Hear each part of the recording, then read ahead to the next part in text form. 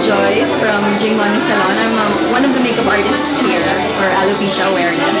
And I'm Ina Estrada from Jingmani Salon also, and I'm also the makeup artist for the shoot. Actually, it was really, really fun shoot, so I'm glad that we did this. Very inspiring. Very, very inspiring.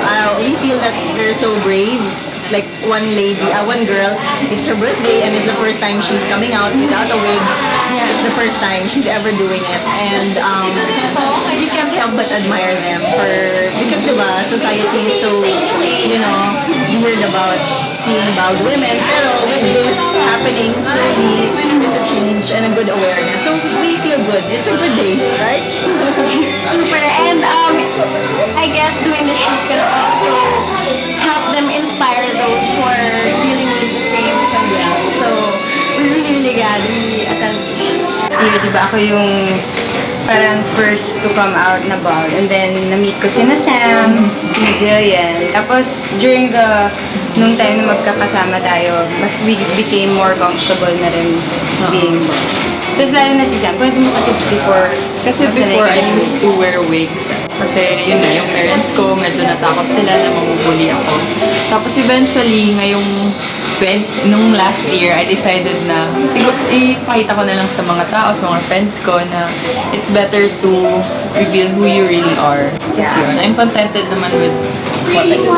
Yeah, and sometimes she wears wigs pa rin naman. Like ako, I wear hats or bandanas. Pero it's more of, kahit wala kami nun, okay lang sa amin. Kasi before, parang ako na-experience ko, it was more of a parang security blanket. Parang siyang crutch na pag wala akong wig, hindi talaga akong papakita sa ibang tao. Ngayon parang kung may buhok or wala, it's okay. Yeah. Tapos today, actually, there are two girls who parang first time nila to have a photo shoot and even show people that they're bald. So mamaya, maybe you could chat with them. Si Leah and si Viola. I was watching them habang nag-photo shoot.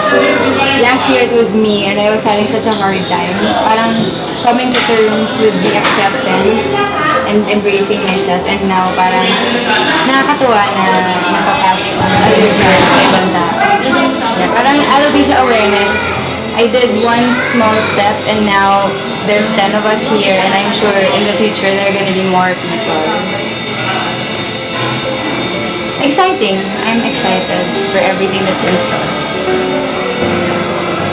Matanggap na parang gandang-ganda sila sa akin. Parang ako, seryoso? Hindi mo maramdaman. Yeah.